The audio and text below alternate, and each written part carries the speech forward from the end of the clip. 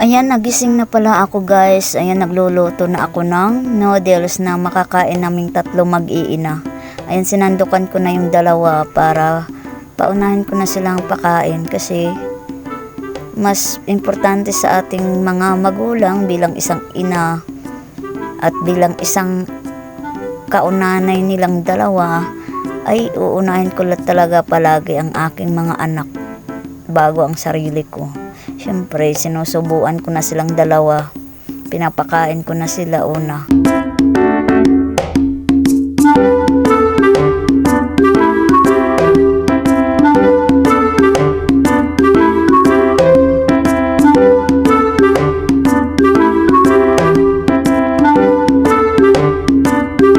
At nang matapos ko na sila pakainin, ayan, pinapainom ko naman sila ng routine nila araw-araw ng vitamins na Cherry Fair.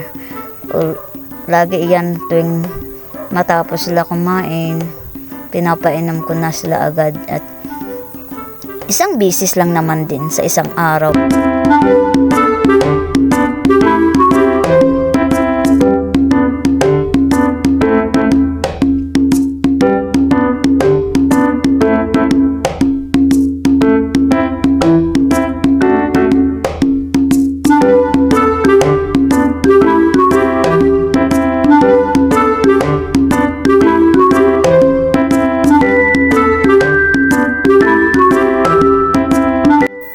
Nang matapos na sila, ayan, pinaliguan ko na agad silang dalawa.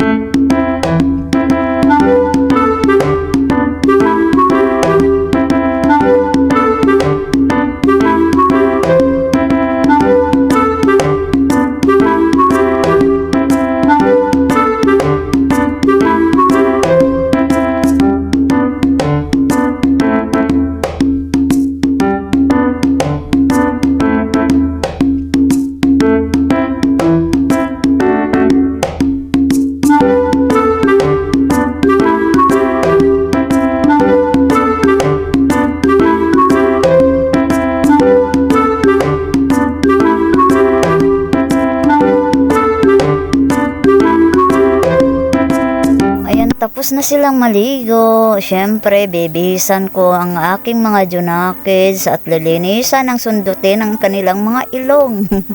Kita nyo naman, oh. Ayaw talaga ni Bunso magpasundot ng ilong kasi nakikiliti siya. Di ko alam, nasasaktan ba siya. Basta, pag ako'y nagpaligo sa kanilang dalawa, hindi ako makontento paligo lang. Kailangan kong sundutin ang ilong at maging sa tainga nila para malinis, syempre.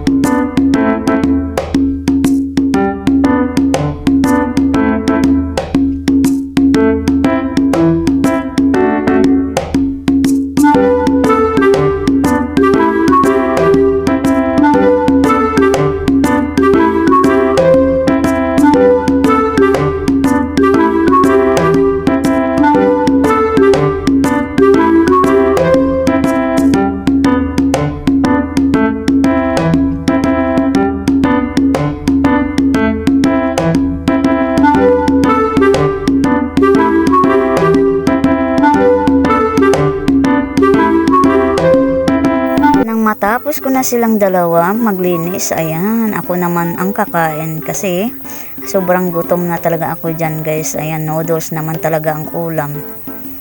Kita nyo naman guys, yung buhok ko ay sabog na sabog. Tinali ko lang kasi nga tanghali na kasi kami nagigising dyan.